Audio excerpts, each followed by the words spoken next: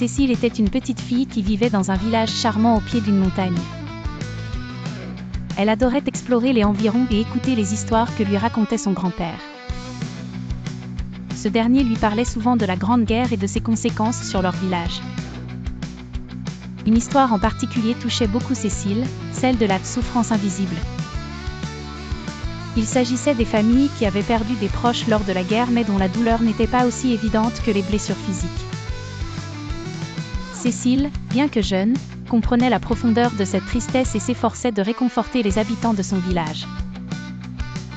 Un jour, elle sentit que son amie, Marie, était triste, bien que Marie ne montre aucun signe extérieur de peine.